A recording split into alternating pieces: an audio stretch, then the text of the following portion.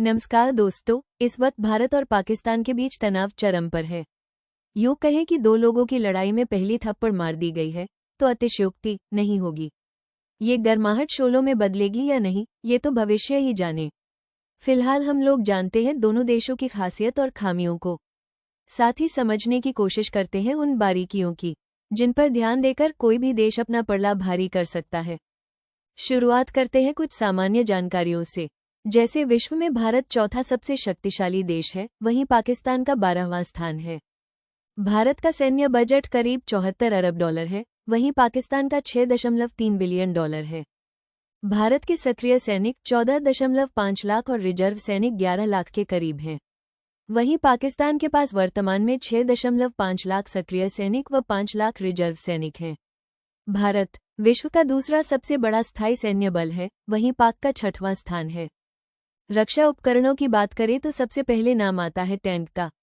आइए जानते हैं दोनों देशों के टैंकों में सबसे तगड़ा कौन सा है। भारत के पास कुल 4,614 टैंक हैं। इनमें अर्जुन, भीष्म व अजेय प्रमुख हैं। वहीं पाक के पास 2,800 टैंक हैं, इसमें अल खालिद प्रमुख है। भारत का मेन बैटल टैंक है अर्जुन। आधुनिक फायर कंट्रोल सिस्टम के साथ इसका निर्माण देश में ही किया जाता है। मजबूत कवच और आधुनिक सेंसर टेक्नोलॉजी से लैस है अर्जुन। इसकी अन्य खासियत को आप वीडियो को पॉज करके पढ़ सकते हैं। वहीं बैटल हिस्ट्री की बात करें तो अर्जुन टैंक ने अब तक किसी बड़े युद्ध में हिस्सा नहीं लिया है। इसे भारत ने पाकिस्तान से भविष्य के टैंक युद्धों के लिए तैयार किया है। भारत का दूसरा दमदार टैंक है भीष्म या T-90। मॉडर्न फायरिंग सॉल्यूशंस और हाई मोबिलिटी के कारण ये फ्रंटलाइन पर भारत की रीढ़ है। 550 किलोमीटर प्रति घंटे की अधिकतम गति से चलने वाला ये टैंक इंफ्रारेड जैमिंग सिस्टम भी रखता है। सीमा पर अपनी उपस्थिति से यह चीन और पाकिस्तान दोनों के लिए एक चेतावनी रहा है। इस टैंक के रूसी वर्जन ने चेचन्या युद्ध, सीरिया संघर्ष और यूक्रेन में भी सीमित रूप से हिस्सा लिया है। भारत के पास तीसरा सबसे खास टैंक है अजेय 72। ये 80 के दशक से भारत में सेवा में है। बेहद भरोसेमंद, इसीलिए लगातार अपग्रेड किए जा रहे हैं। कारगिल युद्ध 1999 के दौरान कुछ सीमित T-72 यूनिट्स को भी तैनात किया गया था। ऑपरेशन विजय में रसद और सपोर्ट रोल में इनका योगदान रहा। दुनिया में ये सबसे ज्यादा लड़े गए टैंकों में से एक है। बात करते हैं पाकिस्तान की तो अल खालिद यहाँ का मुख्य युद्धक टैंक है। तेज रफ्तार और अच्छी फायर पावर के कारण इसे भारत के T-90 के समकक्ष खड़ा किया जाता है। बैटल हिस्ट्री की बात करें तो अभी तक अल खालिद टैंक ने किसी बड़े युद्ध में सक्रिय रूप से भाग नहीं लिया है। कई बार आतंकी ऑपरेशनों में सीमित इस्तेमाल हुआ है। यूक्रेन में निर्मित T-80UD पाकिस्तान का दूसरा टैंक है। तेजी से चलने वाला लेकिन महंगा टैंक है ये। पाकिस्तान ने यूक्रेन और रूस से लगभग 320 टैंक खरीदे थे। T-80UD के पास भी कोई पूर्ण युद्ध अनुभव नहीं है, सिर्फ अभ्यासों में इसका प्रदर्शन देखा गया है। संक्षेप में समझें तो T-72 और T-90 टैंक को युद्ध की जमीन पर परखा गया है। वहीं भारतीय अर्जुन टैंक और पाकिस्तान के दोनों टैंकों को शो ऑफ फोर्स के रूप उपयोग में लाया गया है। अब आप वीडियो को पॉज करिए और सभी टैंकों तुलना एक नज़र में देखिए। वीडियो के इस हिस्से को रोककर पढ़ेंगे तो सभी टैंकों की खासियत और खामियां दोनों जान सकेंगे। अब आपको बताते हैं भारत और पाकिस्तान की भौगोलिक परिस्थितियों को देखते हुए युद्ध में कौन किस पर भारी पड़ेगा। राजस्थान के थार एरिया हरियो या कराची के पास सिंध सेक्टर में भारत का अर्जुन सब पर भारी है। वहीं पंजाब के मैदानी इलाके में दोनों देशों के टैंकों में आमने सामने युद्ध होता है तो कांटे की टक्कर होना तय है। वहीं कश्मीर के ऊंचाई वाले इलाके में पाकिस्तान को बढ़त है। रेगिस्तान और खुले इलाकों में भारत को बढ़त साफ है। वहीं पहाड़ी इलाकों में मुकाबला थोड़ा कठिन रहेगा, लेकिन भारतीय सेना का ऑपरेशनल अनुभव काम आएगा। कुल मिलाकर भारत के टैंक फ्लीट का टेक्निकल और रणनीतिक एडवांटेज ज्यादा रहेगा। टैंकों की जंग की बारीकियां समझने के बाद अब एक नज़र डालते हैं तोप और आर्टिलरी पर। भारत के पास 10,000 प्लस आर्टिलरी यूनिट्स हैं, वहीं पाकिस्तान के पास ये संख्या महज 4,000 है। आर्मर्ड फाइटिंग व्हीकल्स भारत के पास 8,000, वहीं पाक के पास 3,500 हैं। आसमानी ताकत पर आते हैं अब।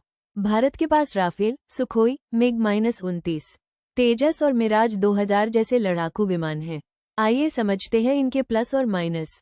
राफेल को फ्रांस से मंगाया गया है। इसकी खासियत है कि यह एक साथ 14 मिशन को अंजाम दे सकता है। इसमें इलेक्ट्रॉनिक वॉरफेयर सिस्टम है। स्कैल्प, मेटेओर जैसी घातक मिसाइलें ये कैरी कर सकता है।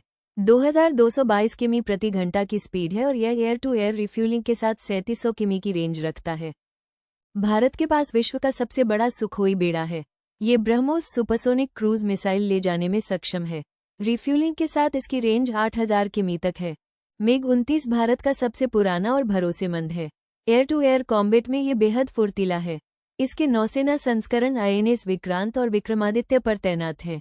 भारत में निर्मित तेजस वर्ष 2016 से सेवा में है। डर्बी और अस्त्र जैसी मिसाइलें ले जाने में सक्षम है। मिराज 2000 लड़ाकू विमान वर्ष 1985 से भारतीय वायुसेना में शामिल है। कारगिल युद्ध में इसका इस्तेमाल किया गया था। इसको लगातार अपग्रेड किया जा रहा है। पाकिस्तानी की वायु ताकत को JF-17, F-16 और मिराज 3 व 4 लगातार बढ़ा रहे हैं। आइए जानते हैं पाकिस्तान की इस ताकत को।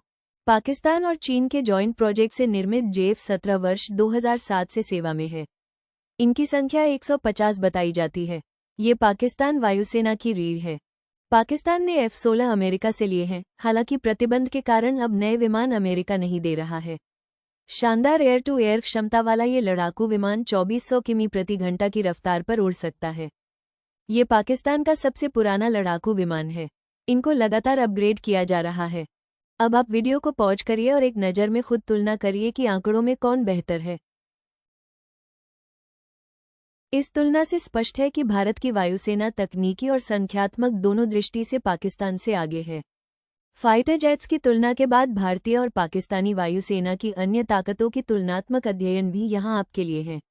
भारत हर क्षेत्र में पाकिस्तान से काफी आगे है। अभी तक बात हुई हमला करने की, लेकिन जब देश को हमले से बचाने का नंबर आए वहां भी भारत अभेद साबित हो रहा है। भारत का S-400 मिसाइल सिस्टम इजराइल की तर्ज पर काम करता है।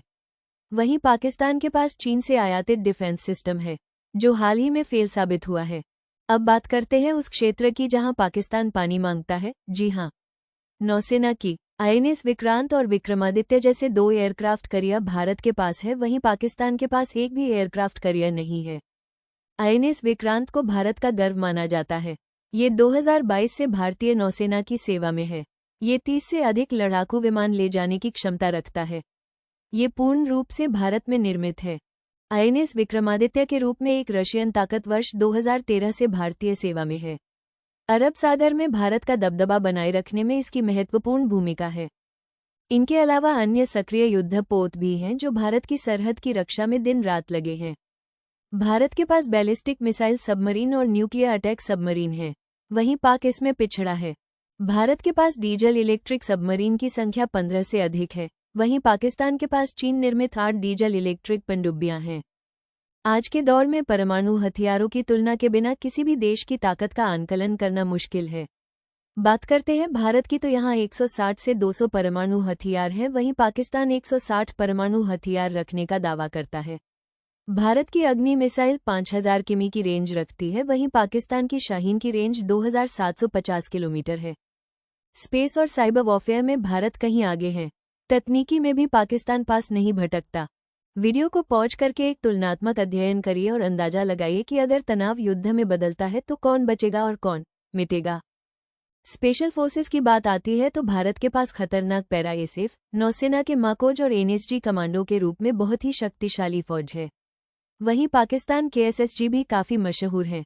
भारत के पास स्वदेशी ड्रोन रुस्तम और तपस तो है ही, साथ ही इजराइल के ड्रोन भी सेना की ताकत बढ़ा रहे हैं। वहीं पाकिस्तान यहाँ भी चीन पर ज्यादा निर्भर है। उसके पास भी बराक नाम से स्वदेशी ड्रोन है। भारत हर क्षेत्र में पाकिस्तान से काफी आगे है, खासकर आर्थिक संसाधनों, तकनीकी क्षमता और नौसेना शक्ति में।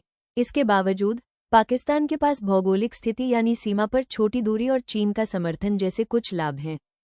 भारत की सेना हर आयाम, थल, वायु, जल और परमाणु में पाकिस्तान से बड़ी और अधिक सक्षम है। भारत के पास हाईटेक हथियार सिस्टम और स्वदेशी रक्षा निर्माण क्षमता है। वहीं पाकिस्तान की ताकत मुख्यतः असम्मित युद्ध और परमाणु निरोधक नीति पर आधारित है। वीडियो अच्छा लगा हो तो कृपया चैनल को सब्सक्राइब करिए ताकि ऐसी ही बारीक जानकारियां आप तक आसानी से पहुंचाई जा सके। धन्यवाद।